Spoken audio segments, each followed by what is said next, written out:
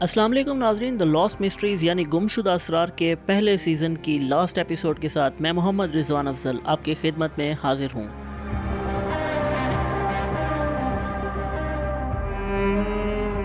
حضرت موسیٰ علیہ السلام کی حضرت خضر علیہ السلام سے ملاقات اور پھر ان دونوں کا ایک سفر پر نکلنا اور اس سفر کے دوران ہونے والے حیرت انگیز واقعات، یہ ہم گزشتہ ایپیسوڈ میں دیکھ چکے ہیں۔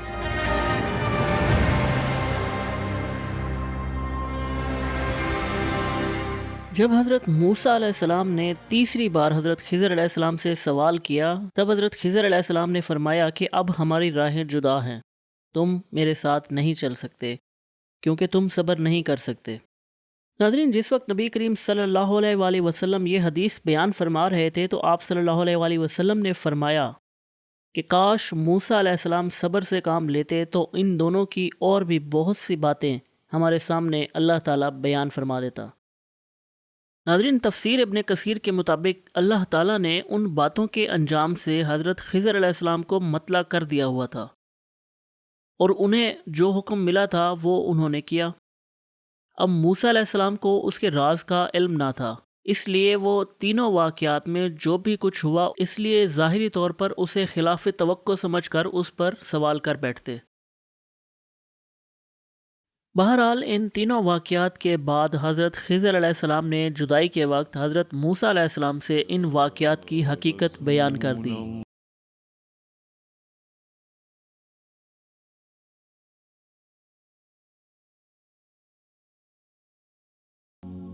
حضرت خضر علیہ السلام نے پہلے واقعے کی حقیقت سمجھاتے ہوئے فرمایا کہ کشتی کو عیبدار کرنے میں تو یہ مصلحت تھی کہ اگر صحیح سالم ہوتی تو آگے چل کر ایک ظالم بادشاہ تھا جو ہر ایک کشتی کو ظلماً چھین لیتا تھا۔ جب اسے وہ ٹوٹی پھوٹی دیکھے گا تو وہ چھوڑ دے گا، اسی لیے میں نے اس کے کچھ تختے اکھاڑ کر دوبارہ لگا دیے، کیونکہ اگر یہ ٹھیک ٹھاک اور ثابت ہوتی تو ساری کشتی ہی ان مسکینوں کے ہاتھ سے چھن جاتی اور ان کی روزی کمانے کا یہی ایک ذریعہ تھا جو بالکل جاتا رہتا۔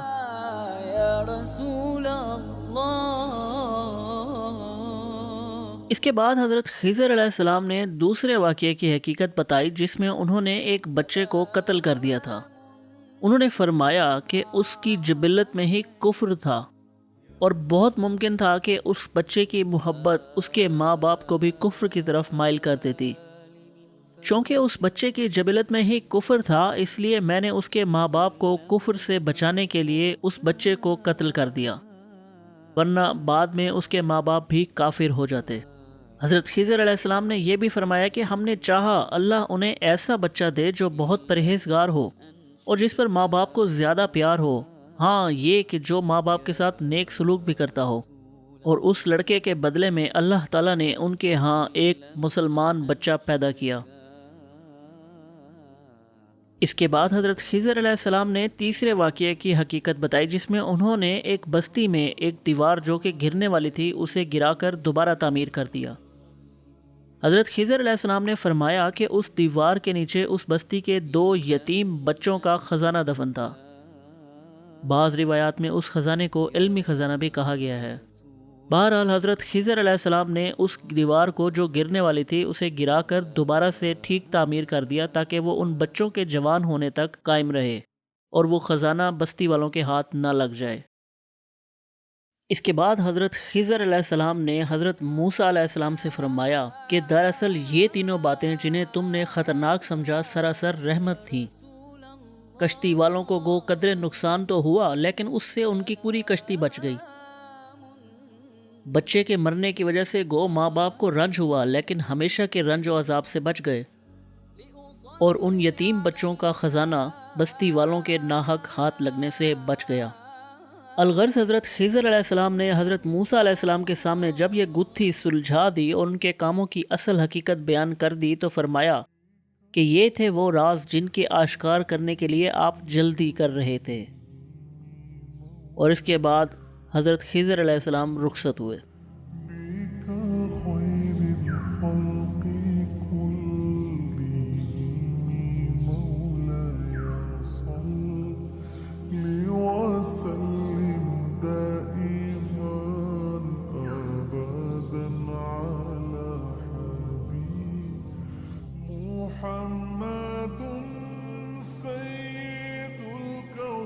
ناظرین، حضرت خضر علیہ السلام کی حیات پہ بحث کیے بغیر ہم آگے بڑھتے ہوئے ان واقعات میں اصل پنہا رازوں کو جاننے کی کوشش کرتے ہیں۔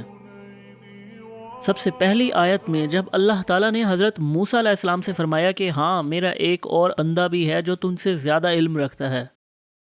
ناظرین، اگر غور کیا جائے تو حضرت موسیٰ علیہ السلام کے ان تینوں واقعات سے ہمیں کئی باتیں سیکھنے کو ملتی ہیں۔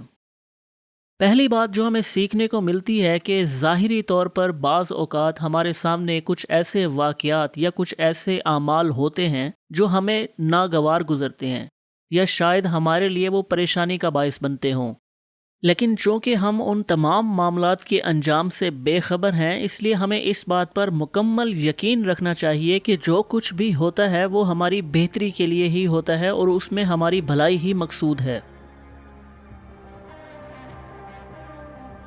اور ناظرین، قرآن پاک میں موجود اس واقعے سے ہمیں ایک بہت ہی دلچسپ اور گہرا سبق سیکھنے کو ملتا ہے، وہ یہ کہ نہ جانے اللہ تعالیٰ نے خضر علیہ السلام جیسے کتنے ہی اپنے بندوں کو اس طرح کے احکامات اور علم دے کر اس دنیا میں بھیجا ہوگا کہ ہمارے معاملات کو سیدھا کریں۔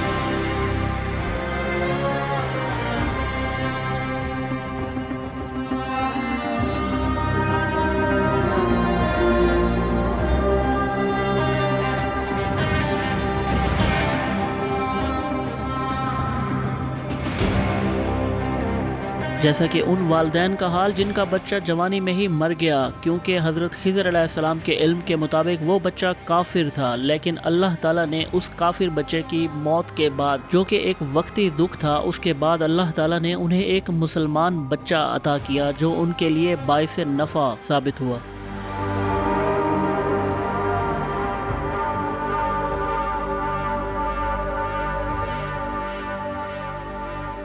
ناظرین، ہم نہیں جانتے کہ نہ جانے اللہ تعالیٰ کے کتنے ہی ایسے بندے ہوں گے جو حضرت خضر علیہ السلام کی طرح ہمارے لیے ہماری دنیا کو اور ہمارے معاملات کو سیدھا کرنے میں مشغول ہیں۔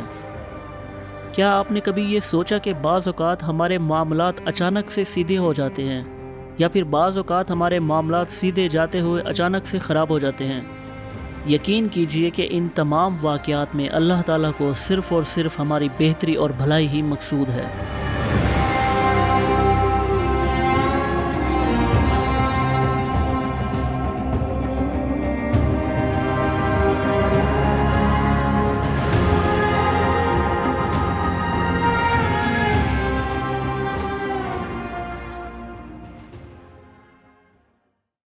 جیسا کہ اللہ تعالیٰ نے سورہ طلاق کی آیت نمبر 3 میں فرمایا ہے، اور اسے ایسے راستے سے رزق دے گا جدھر اس کا گمان بھی نہ جاتا ہو۔ جو اللہ پر بھروسہ کرے اس کے لیے وہ کافی ہے۔ اللہ اپنا کام پورا کر کے رہتا ہے۔ اللہ نے ہر چیز کے لیے ایک تقدیر مقرر کر رکھی ہے۔ ناظرین، اسی آیت کی تفسیر ابن کثیر میں ایک واقعہ نقل ہے جس میں عوف بن مالک رضی اللہ تعالیٰ عنہ کے صاحبزادے کو کفار گرفتار کر کے لے گئے اور انہیں جیل خانے میں ڈال دیا۔ ان کے والد نبی کریم صلی اللہ علیہ وآلہ وسلم کے پاس اکثر آتے اور اپنے بیٹے کی حالت، حاجت اور مصیبت کی تکلیف بیان کرتے۔ آپ صلی اللہ علیہ وآلہ وسلم انہیں صبر کرنے کی تلقین کرتے اور فرماتے، ان قریب اللہ تعالیٰ اس کے چھٹکارے کی سبیل بنا دے گا۔ تھوڑے ہی دن گزرے ہوں گے کہ ان کا بیٹا دشمنوں سے نکل بھاگا۔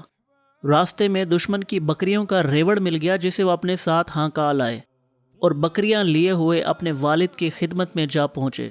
بس یہ آیت اتری کہ متقی بندوں کو اللہ نجات دے دیتا ہے، جہاں اس کا گمان بھی نہ ہو وہاں سے اسے روزی پہنچاتا ہے۔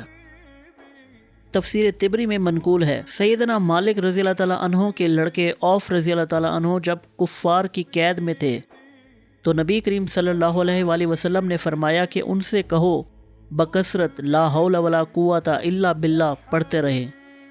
ایک دن اچانک بیٹھے بیٹھے ان کی قید کھل گئی اور یہ وہاں سے نکل بھاگے، اور ان لوگوں کی ایک اونٹنی ہاتھ لگ گئی جس پر سوار ہو لیے۔ راستے میں ان کو اونٹوں کے کچھ اور ریوڑ بھی ملے، انہیں بھی اپنے ساتھ ہانک لائے۔ وہ لوگ پیچھے دوڑے لیکن یہ کسی کے ہاتھ نہ لگے، سیدھا اپنے گھر آئے اور دروازے پر کھڑے ہو کر آواز دی۔ باپ نے آواز سن کر فرمایا، اللہ کی قسم یہ تو عوف ہے۔ ماں نے کہا، ہائے وہ کہاں، وہ تو قید و بند کی مصیبت جھیل رہا ہوگا۔ اب دونوں ماں باپ اور خادم دروازے کی طرف دوڑے۔ دروازہ کھولا تو ان کے لڑکے عوف رضی اللہ تعالیٰ عنہ موجود ہیں اور تمام انگنائی اونٹوں سے بھری پڑی ہے۔ پوچھا یہ اونٹ کیسے؟ انہوں نے تمام واقعہ بیان فرمایا۔ کہا اچھا ٹھہرو، میں نبی کریم صلی اللہ علیہ وآلہ وسلم سے ان کی بابت مسئلہ دریافت کر رہا ہوں۔ تب نبی کریم صلی اللہ علیہ وآلہ وسلم نے فرمایا کہ یہ سب مال تمہارا ہے، جو چاہو کرو، کہ اللہ سے ڈرنے والوں کی مشکلیں اللہ آسان کرتا ہے اور روزی پہنچاتا ہے جہاں سے ان کا گمان بھی نہ ہو۔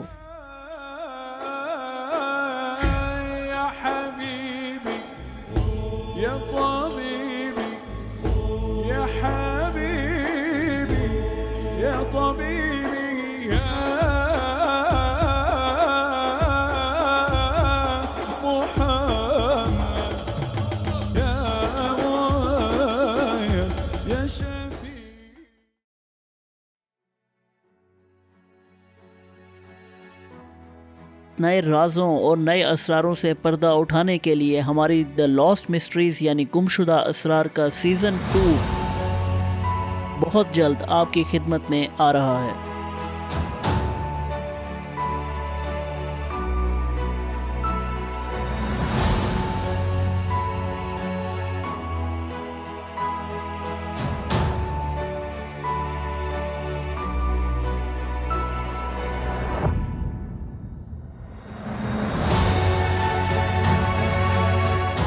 اور ناظرین، اگر اس بندہ ناچیز سے انجانے میں کوئی غلطی ہو گئی ہو تو اس کے لیے میں آپ سے معذرت خواہ ہوں۔ مجھے امید ہے کہ یہ سیزن آپ کو بہت پسند آیا ہوگا، تو اسے لائک اور شیئر ضرور کیجیے، اور اگر آپ نے ابھی تک ہمارے چینل کو سبسکرائب نہیں کیا تو ابھی سبسکرائب کر لیجیے، کیونکہ انتہائی دلچسپ اور معلومات سے لبریز ویڈیوز انشاءاللہ بہت جلد آنے والے ہیں۔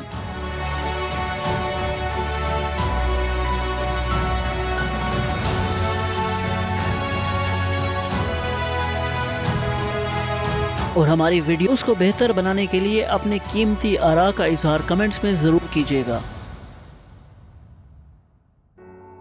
آپ کے قیمتی وقت کا بہت شکریہ۔ دعا گو رضوان۔